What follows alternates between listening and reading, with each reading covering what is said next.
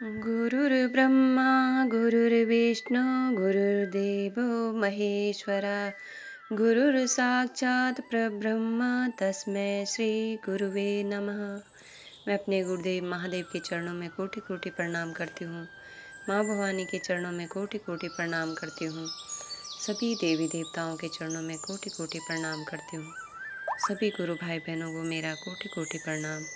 सभी का बहुत बहुत धन्यवाद। आज हम सुनेंगे शिव पुराण के रुद्र संहिता तृतीय खंड में से तारकासुर के सताए हुए देवताओं का ब्रह्मा जी को अपनी कष्ट कथा सुनाना, ब्रह्मा जी का उन्हें पार्वती के साथ शिव के विवाह के लिए उद्योग करने का आदेश देना, ब्रह्मा जी के समझाने से तारकासुर का स्वर्ग को छोड़ना और देवताओं का वहां रहकर लक्ष्य सिद्धि के लिए यत्नशील होना। सूत जी कहते हैं, तदंतर नारद जी के पूछने पर पार्वती के विवाह के विस्तृत प्रसंग को उपस्थित करते हुए ब्रह्मा जी ने तारकासुर की उत्पत्ति, उसके उग्र तप, मनोवांछित वर प्राप्ति तथा देवता और असुर सबको जीतकर स्वयं इंद्र पद पर प्रतिष्ठित हो जाने की कथा सुनाई। तत्पश्चात ब्रह्मा जी ने कहा, तारकासुर तीनों लोगों को अपने वश में करके जब स्वयं इंद्र हो गया, तब उसके सामने दूसरा कोई शासक नहीं रह गया। वह जितेंद्रिय असुर त्रिभुवन का एकमात्र स्वामी होकर अद्भुत ढंग से राज्य का संचालन करने लगा। उसने समस्त देवताओं को निकालकर उनकी जगह दैत्यों को उपस्थित कर दिया और विद्याधर आदि देव योनियों को स्वयं अपने कर्म में लगाया। मुने, तदंतर तारकासुर के सताए हुए इंद्र आदि संपूर्ण देवता अत्यंत व्याकुल और अनाथ होकर मेरी शरण में आए। उन सब ने मुझ प्रजापति को प्रणाम करके बड़ी भक्ति से मेरा स्तवन किया और अपने दारुण दुख की बातें बताकर कहा, प्रभु, आप ही हमारी गति हैं, आप ही हमें कर्तव्य का उपदेश देने वाले हैं और आप ही हमारे दाता एवं उदारक हैं।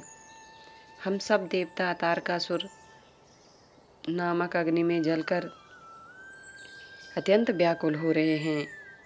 जैसे सन्निपात रोग में प्रबल औषधियाँ भी निर्बल हो जाती है, उसी प्रकार उस असुर ने हमारे सभी क्रूर उपायों को बलहीन बना दिया है। भगवान विष्णु के सुदर्शन चक्र पर ही हमारी विजय की आशा अवलंबित रहती है, परंतु वह भी उसके कंठ पर कुंठित हो गया। उसके गले में पड़कर वह ऐसा प्रतीत होने लगा था मानो उस असुर को फूल की माला पहनाई गई हो। मुने, देवताओं का यह कथन सुनकर मैंने उन सब से समयोचित बात कही। देवताओं, मेरे ही वरदान से दैत्य तारकासुर इतना बढ़ गया है, अतः मेरे हाथों ही उसका वध होना उचित नहीं। जो जिससे पलकर बड़ा हो, उसका उसी के द्वारा वध होना योग्य कार्य नहीं है।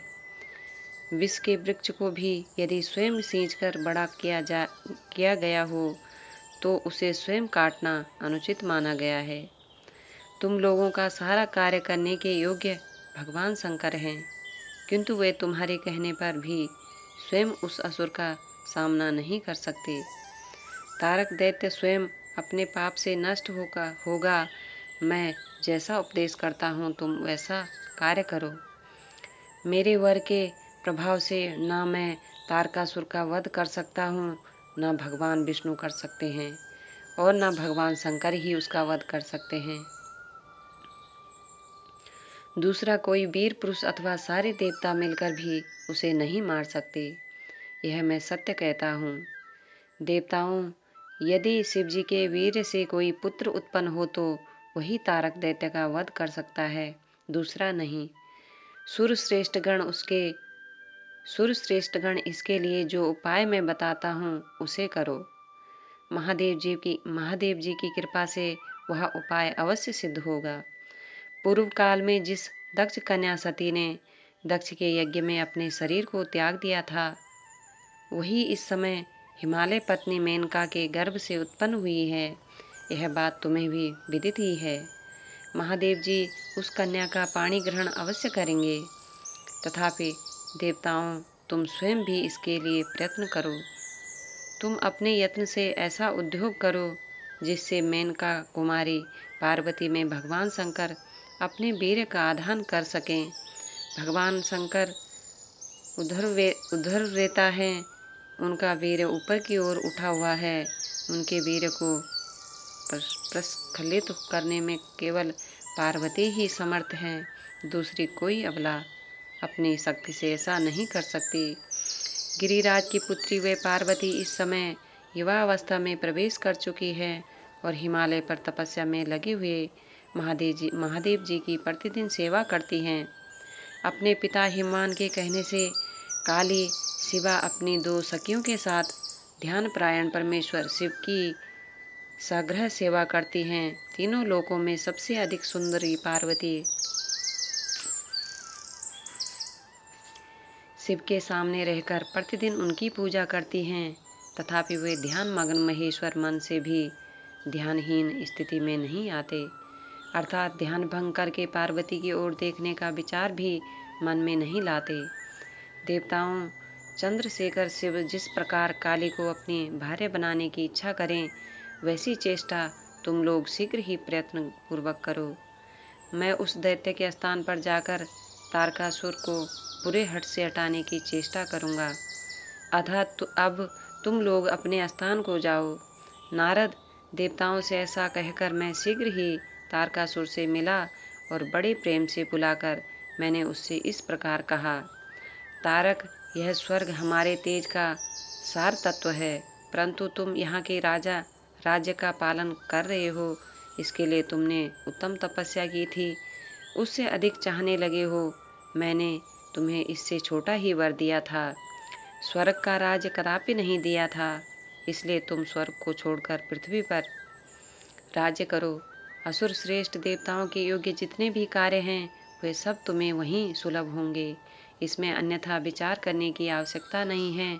ऐसा कहकर उस असुर को समझाने के बाद मैं शिवा और शिव का स्मरण करके वहां से अदृश्य हो गया। तारकासुर भी स्वर्ग को छोड़कर पृथ्वी पर आ गया और शोणितपुर में रहकर वह राज्य करने लगा। फिर सब देवता भी मेरी बात सुनकर मुझे प्रणाम करके इंद्र के साथ प्रसन्नतापूर्वक बड़ी सावधानी के साथ इंद्रलोक में गए। वहां जाकर परस्पर मिलकर आपस में सलाह करके वे सब देवता इंद्र से प्रेम पूर्वक बोले, भगवान शिव की शिवा में जैसे भी काम मूलक रुचि हो, वैसा ब्रह्मा जी का बताया हुआ सारा प्रयत्न आपको करना चाहिए। इस प्रकार देवराज इंद्र से संपूर्ण वृत्तांत निवेदन करके वे देवता प्रसन्नता पूर्वक सब और अपने अपने स्थान को चले गए। नमः शिवाय, नमः शिवाय, नमः शिवाय। मैं अपने गुरुदेव महादेव के चरणों में कोटि कोटि प्रणाम करती हूँ। माँ भवानी के चरणों में कोटि कोटि प्रणाम करती हूँ। सभी गुरु भाई बहनों को मेरा कोटि कोटि प्रणाम।